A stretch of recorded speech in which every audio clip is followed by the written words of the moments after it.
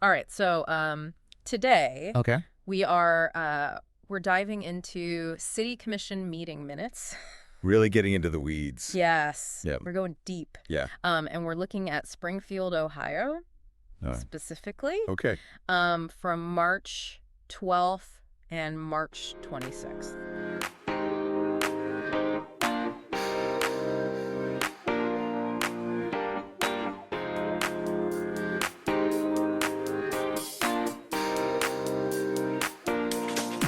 Excellent. Two different meetings. Okay. And Looking forward to it. yeah, so one thing that kind of jumps out right away is we have our cast of characters. Yeah. You know, we've got commissioners Crystal Brown, David Estrop, Bridget Houston, Tracy Tockett, and Rob Rue. Mm-hmm. And they're at both meetings. So they're kind of our through line. Yeah, makes sense. And also city manager Heck Mhm. pops up a couple of times. Okay, cool. But the interesting thing really is, and this is something I kind of wanted to get your take on, is that there are a lot of unanimous votes. Yeah, that's interesting and really common in local government. Mhm. And it doesn't necessarily mean there wasn't disagreement. Right. It just means by the time it gets to that point, Yeah. they've worked it out. Yeah. You know, like behind closed doors or like before the meeting. Not even behind closed doors, but just like, Yeah. you have a meeting. Yeah. You want to look good. Right. You don't want to be arguing in front of everybody. Right. So they've ironed it out beforehand. So like all the drama happened before. Exactly. All the drama happens before. Interesting. Yeah. So tell me more about how that works, like what's going on behind the scenes. So a lot of times Yeah. there are committees Okay. that work on this stuff. Right. So you might have a committee that's, devoted to Parks and Rec, Right. and they're going to really dive deep into the budget Okay. and figure out, what needs to happen. Right. They'll bring in experts. Okay. They'll talk to the community. Mm-hmm. And then by the time it gets to the commission meeting, Yeah. that's kind of like the final stamp of approval. Okay, so it's like a formality at that point.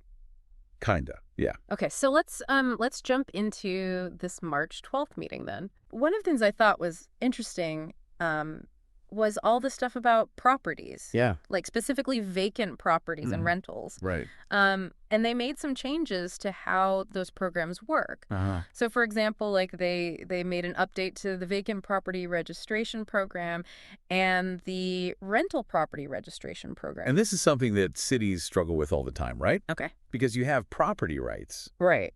but at the same time, you don't want somebody's property to be, Right. a A blight on the neighborhood. exactly. Right. So it's finding that balance. So what did they do? Like, how did they change it? So one thing I saw was Yeah. when you have a vacant property, Yeah. you have to say who your trash hauler is. Interesting. Like you have to have that registered with the city. Why is that? Well, because if you don't, Yeah. a lot of times these vacant properties Right. become dumping grounds. Oh, I see. And so Yeah. it's a way for the city to track. Oh, that's. You know who's I responsible? think that comes back to trash. It always comes back to trash. Right. Because, I mean, if a property is vacant, they're not really paying attention to it. Right. And Yeah. so it's like, how do you hold someone accountable? Right. And that's one way to do it. So they're trying to think of everything. They're trying to think ahead. Wow. Okay. Yeah. So that was kind of a surprise, I thought. But then they also talked about infrastructure, Of course. which, I mean, The bread and butter. yeah, everybody's favorite topic, right? So they talk about resurfacing State Route 334, Oh. which, I mean, Pretty standard. yeah, like, who cares? Yeah. But then there's this whole thing about a utility easement Interesting. for this villa-run condominium complex. Now we're talking. So can you explain, like, what is a utility easement? Because I don't even know if I... Yeah. So basically, it gives someone the right to use someone else's land Okay. for a very specific purpose, Right. usually utilities. Okay. So in this case, Yeah. it sounds like the city Hmm. was taking over responsibility for the utilities Okay. for this condominium complex, Interesting. which sounds really boring on the surface, Yeah. right? Like, who cares? But it's actually pretty important Why? because let's say you buy a condo Okay. in this complex, Mhm. and then a couple years down the road, the pipe bursts. Oh, no. That's bringing water to your condo. Right. Now, that pipe might be on your property, Right. but it also might be the city's responsibility Because it's all connected. because it's part of the larger system. Right. So by taking over this easement, Yeah. the city is saying, we're going to handle the upkeep of this. Interesting. But it also sets a precedent. Oh, that's what I was going to ask. Like, Wow, yeah. what are the long-term implications of this? Exactly, because let's say another developer comes in, Right. wants to build something similar. And they're going to say, well, you did it for them. Exactly. Interesting. Okay. So there's a lot more to it than meets the eye. All right. Well, with that in mind, there's also this mow to own program that I thought was kind of cool. I love this one. What is that? Okay, so basically, if the city has a vacant lot, they'll say, okay, if you will mow this lot for X amount of years, we'll let you have it. Really? Yeah. That's amazing. It's a great program. So how long do you have to mow it for? It depends on the city. Okay. But usually it's a couple of years. And then it's yours. And then it's yours. Wow. Free and clear. That's incredible. But it's a great way to encourage people to take care of their neighborhoods. Yeah. And like have some skin in the game. Exactly. Wow. I love that. It's a cool program. Okay. So last thing before we move on to that next meeting, Right. I have to ask about street materials. Oh, yeah. The glamorous stuff. You know, right? It's so boring. But so important. But so important, right? Because if you don't have those materials, you don't have roads. No roads, no city. No roads, no city. Right. And I don't know if you've noticed this, but like there are a lot of ordinances. A lot of ordinances. In these minutes. Yeah. About purchasing street materials. Right, because it's not just like a one-time thing. Right. You got to keep buying this stuff. It's constant maintenance. It's constant. Wow. It never ends. The city never sleeps. The city never sleeps. That's right. All right. Well, with that in mind, should we tackle this March 26th meeting? Let's do it. All right. Okay. So this March 26th meeting. Yeah.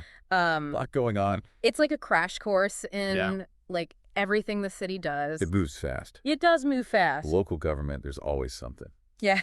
Like you've got to be on your toes. Exactly. So one of the first things that popped out to me was this whole thing about the parks. Oh. So they talk about withdrawing from the National Trail Parks and Recreation District. Yeah. And then entering into an agreement with the Clark County Park District. Interesting. To like manage the city parks. So this is something that a lot of smaller cities will do. Really? Yeah, because it's more efficient. Okay. You know, instead of having two separate park districts, right, you can kind of combine resources, share staff sometimes. Okay. And, you know, hopefully provide better services. Makes sense. Yeah. More bang for your buck. Exactly. Okay, so then the next thing, and this is important for parks too, because they're often the first thing to get cut. Oh, yeah. When budget cuts happen. When budget cuts happen. Yeah. So if you can find these efficiencies, it's better for everybody. That's a good point. Okay, so then we get to all these weed cutting contracts. Oh, yeah. Gotta love the weed cutting contract. It's a whole section. Right, because you got a lot of weeds. A lot of weeds in Springfield. Apparently.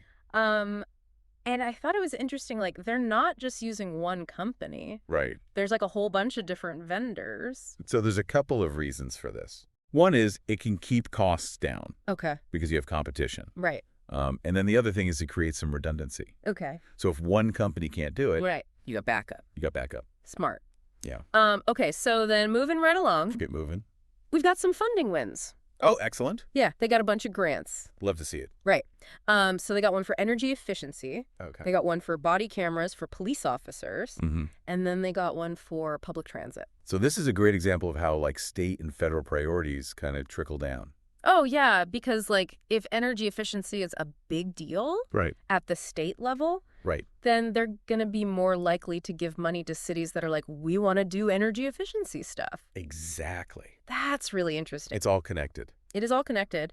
And then last but not least, this is a curveball. Okay. They're switching their liability insurance. Ooh, scandalous. I know, right?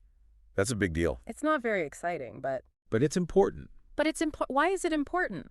Well, because liability insurance protects the city from risk. What kind of risk? So let's say somebody trips and falls on the sidewalk in front of City Hall.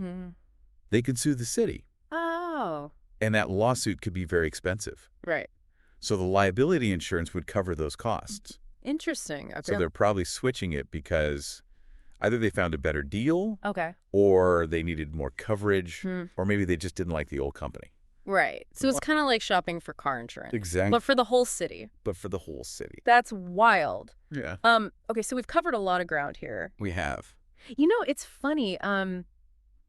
I always thought that this stuff was kind of boring. Yeah. City commission meetings, like, who cares? Who wants to listen to that? Exactly. Yeah. But it's actually really interesting. It is. Like, once you get into it. Yeah, it's like a whole world that people don't even know about. Right, because, I mean, this is stuff that affects us every day. Exactly. Right? Like, whether we realize it or not. It really does. Like, they're making decisions about our roads and our parks and trash. And our trash. Your water. Everything, right? Everything. And I think what's so cool about these meeting minutes is that, like, it's all there.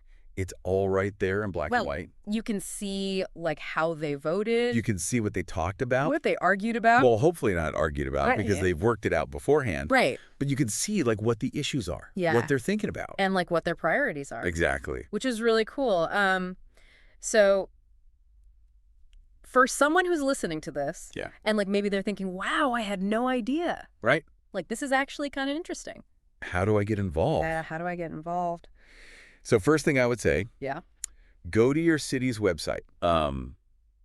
They usually have a whole section dedicated to, like, city government. And you can find the meeting schedules. You can find agendas.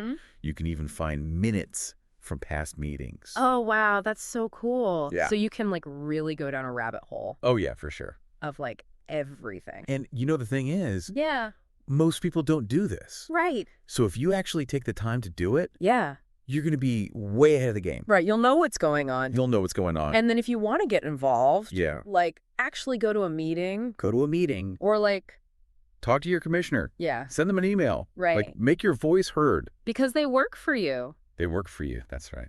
Well, thank you so much for yeah, of course. For diving into these meeting minutes with me. Happy to be here. This was really interesting. Glad you enjoyed it. And yeah, I encourage everyone listening to get involved. Get involved. Make a difference. Make a difference. Exactly. All right. All right. Thanks for listening, everybody.